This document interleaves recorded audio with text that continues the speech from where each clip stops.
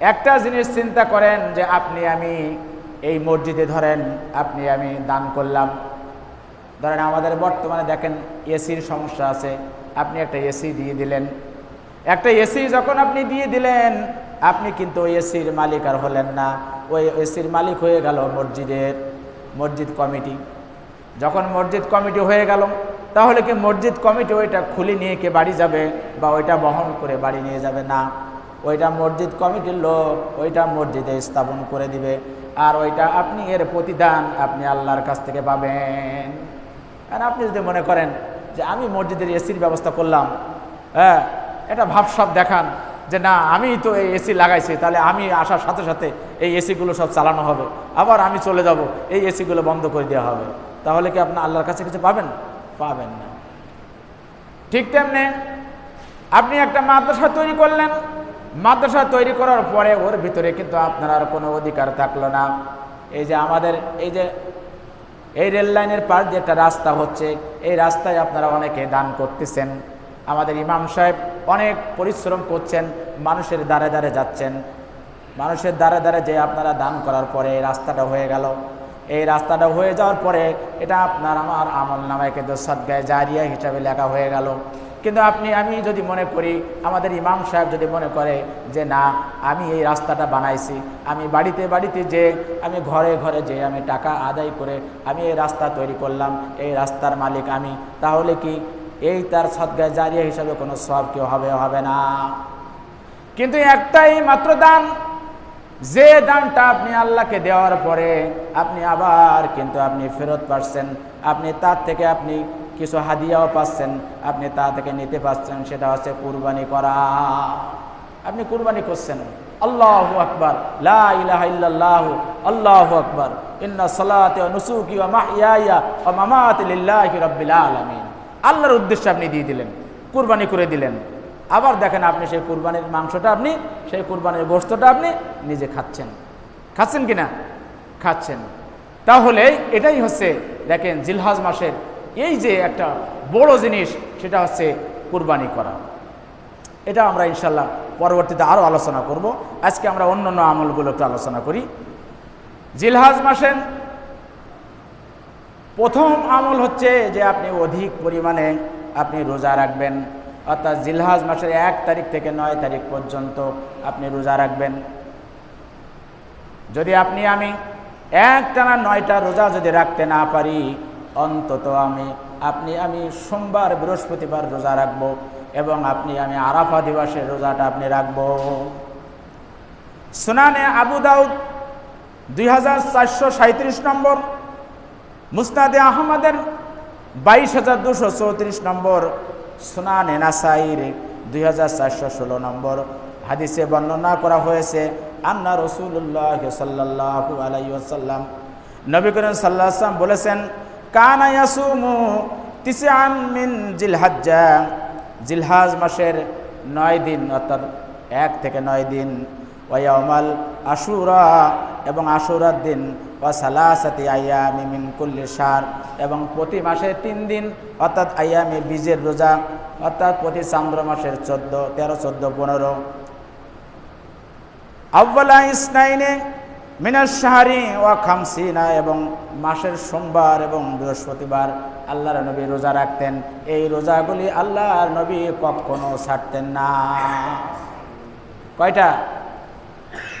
প্রথমে বলা হয়েছে যে জিলহজ মাসের 1 থেকে 9, এরপরে হচ্ছে আশুরার রোজা, এরপরে হচ্ছে প্রত্যেক মাসের 3 দিন অর্থাৎ আইয়ামে বীজ এবং মাসের সোমবার এবং বৃহস্পতিবার।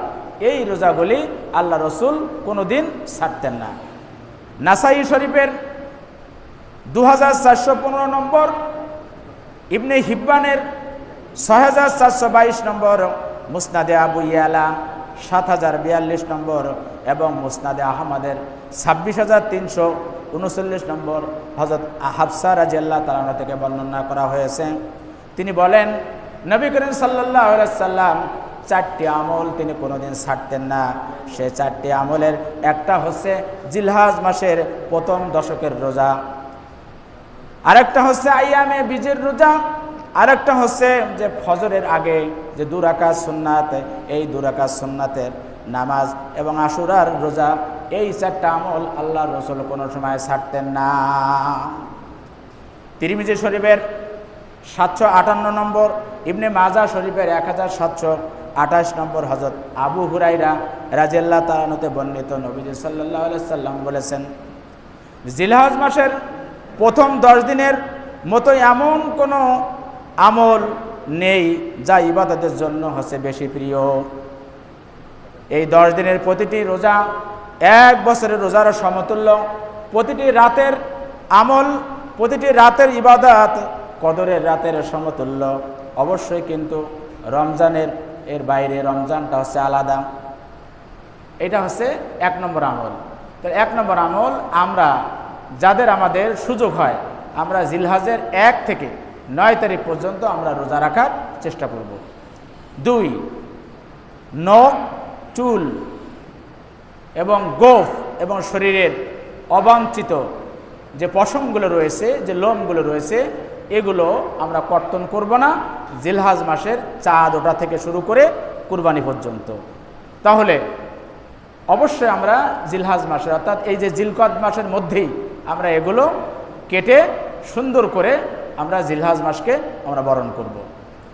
সহিহ মুসলিম শরীফের 5015 নম্বর, তিরমিজি শরীফের 1523 নম্বর এবং আবু দাউদ শরীফের 2791 নম্বর হাদিসে হযরত উম্মে সালামা রাদিয়াল্লাহু তাআলা থেকে বর্ণিত যে নবী সাল্লাল্লাহু আলাইহি সাল্লাম বলেন, যে লোকের কাছে কুরবানির পশু আছে সে যেন জিলহজ মাসের নতুন চাঁদ দেখার পর ঈদের দিন পর্যন্ত সে যেন তার চুল, তার নখ এবং তার শরীরে যে অবাঞ্ছিত লোম রয়েছে এগুলো যেন সে না কাটে। তাহলে আমরা এই হাদিসগুলো থেকে আমরা প্রমাণ পেলাম, অবশ্যই এটা কিন্তু একটা মুস্তাহাব আমল। এটা একটা মুস্তাহাব আমল, এটা কিন্তু ওয়াজিব না বা ফরজ না, এটা মুস্তাহাব আমল। যাদের পক্ষে আমাদের সম্ভব হয় আমরা এই আমলটা করব। এবং আমরা যারা কুরবানি দিতে অক্ষম, অর্থাৎ যাদের কুরবানির সামর্থ্য হয়নি, তারাও যদি আমরা এই আমলটা করি তাহলে আমরাও এই যে আমলটার আমরা সওয়াব পাব। এরপরে আসেন 3 নম্বর। 3 নম্বর আছে আরাফা দিবসের রোজা, 9 জিলহজ। আরাফা আছে 9 জিলহজ। মুসলিম শরীফে 1162 নম্বর, আবু দাউদ শরীফে 2425 নম্বর এবং তিরমিজি শরীফের 749 নম্বর আর ইবনে মাজাহ শরীফের 1730 নম্বর। এই হাদিসগুলোতে নবী সাল্লাল্লাহু আলাইহি ওয়াসাল্লাম বলেছেন যে আরাফা দিবসের রোজা যদি কেউ রাখে তাহলে তার বিগত 1 বছরের গুনাহ এবং আগামী 1 বছরের গুনাহ রাব্বুল আলামিন মাফ করে দিবেন। বলুন সুবহানাল্লাহ। তাহলে আমরা এই আরাফা দিবসের রোজা আমরা রাখার চেষ্টা করব। কিন্তু এটা নিয়েও কিন্তু আমাদের মধ্যে আবার ভেজাল আছে যে আরাফা দিবসটাকে কবে। অবশ্যই হাজি সাহেব, মানে আমাদের কেশিয়ার সাহেব, আপনি কিন্তু এই দিন রোজা রাখবেন না।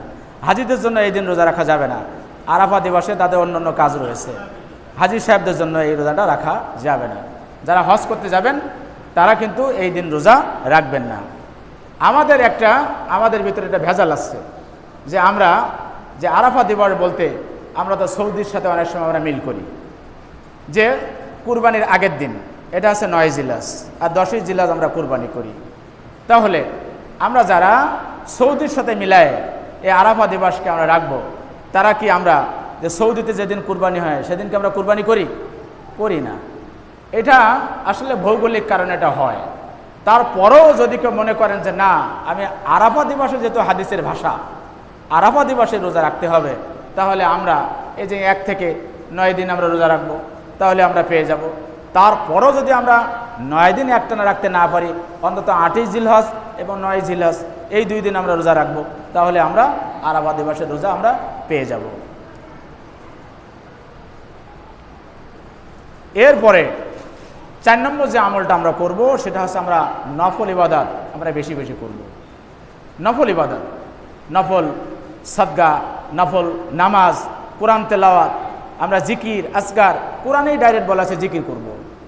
আমরা দেখেন অন্তত কিচ্ছু না পারি আমরা আমাদের এই সৃষ্টি তথ্য নিয়ে আমরা একটু চিন্তা করব যে আল্লাহ রাব্বুল আলামিন আমাদের কত সুন্দর করে সৃষ্টি করেছেন। সূরা 3-এর ভিতরে রাব্বুল আলামিন বলেন লাকাদ খালাকনাল ইনসানা ফি আহসানি তাকওয়িম, আমি মানুষকে সৃষ্টি করেছি আমি সুন্দর আকৃতি দিয়ে।